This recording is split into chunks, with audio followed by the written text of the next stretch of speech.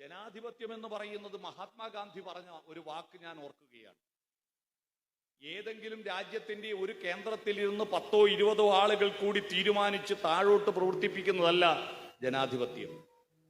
ജനാധിപത്യം എന്ന് പറയുന്നത് ഈ രാജ്യത്തിന്റെ വിദൂര ഗ്രാമങ്ങളിലുള്ള സാധാരണ മനുഷ്യർ അനുഭവപ്പെടുന്ന രാഷ്ട്രീയവും അവരാഗ്രഹിക്കുന്ന രാഷ്ട്രീയവും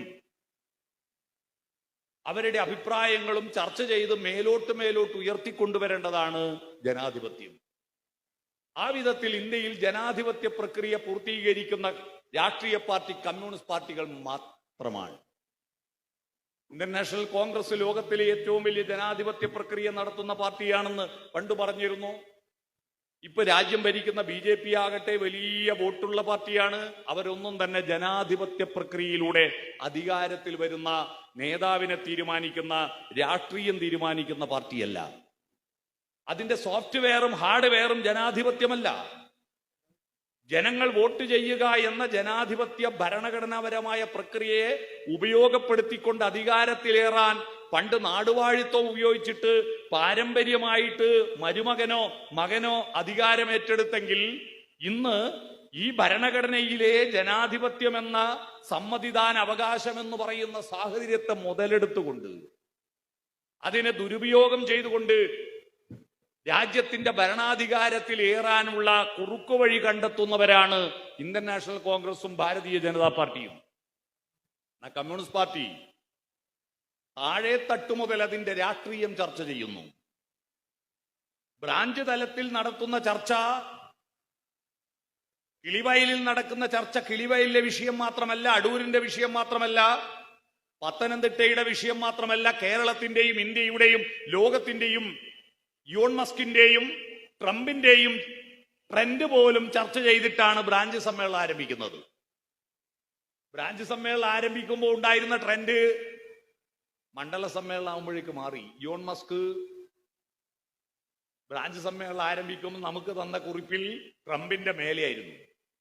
ഇപ്പൊ ട്രംപും ഇയോൺ മസ്കും മണ്ഡല സമ്മേളനം ആകുമ്പോഴേക്ക് തെറ്റി. അപ്പൊ കുറിപ്പ് മാറ്റേണ്ട സാഹചര്യമായി. അതിനനുസരിച്ച് രാഷ്ട്രീയ റിപ്പോർട്ടുകൾ മാറ്റുന്നു. അത്തരത്തിൽ ബ്രാഞ്ച് തലം മുതൽ ചർച്ച ചെയ്ത് ലോക്കൽ അടിസ്ഥാനത്തിലും മണ്ഡലടിസ്ഥാനത്തിലും ചർച്ച ചെയ്ത് രാജ്യത്തെ മുഴുവൻ ജനങ്ങളുടെയും വിഷയങ്ങൾ ചർച്ച ചെയ്യുവാൻ പാർട്ടി കോൺഗ്രസിലെത്തുന്നു. ആ പാർട്ടി കോൺഗ്രസിൽ CPIയെ പറ്റി മാത്രം ചർച്ച ചെയ്യാനാണോ? അല്ല.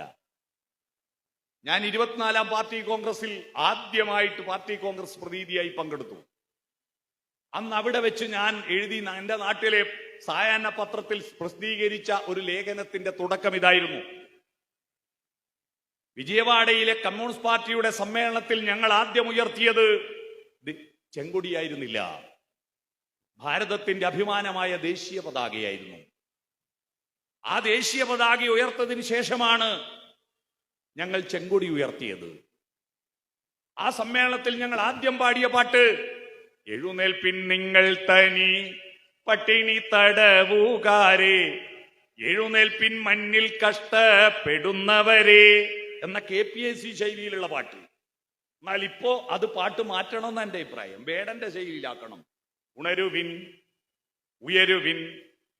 അത് നക്സലേറ്റുകാരാ പാടുന്നത്. പട്ടിണിയുടെ തടവുകാരെ, ആർത്തദൈന്യ ലോകരെ, ചപ്തജീവിതങ്ങളെ, ഉണരുവിൻ ഉയരുവിൻ. താളം മുറുകിയിട്ടുണ്ട്. ഇപ്പോ താളം മുറുകിയിട്ടുണ്ട്. ആ മുറുകിയ താളത്തിനനുസരിച്ച് മുഖ്യമന്ത്രി പറഞ്ഞിരിക്കുന്നു സാമ്പാ നൃത്തം പഠിപ്പിക്കണമെന്ന്. അല്ലേ? നമ്മളും താളം മുറുകണം. നമ്മള് പൊന്നരിവാൾ അമ്പിളി മാത്രം പാടിയാ പോരാ. നമ്മൾ പൊന്നരിവാൾ അമ്പിളി മാത്രം പാടിയിട്ട് കാര്യമില്ല. പാലാപ്പള്ളി തിരുപ്പള്ളിയുടെ താളത്തിൽ നമ്മുടെ വിപ്ലവ ഗാനങ്ങളെ കൂട്ടിയോജിപ്പിക്കണം.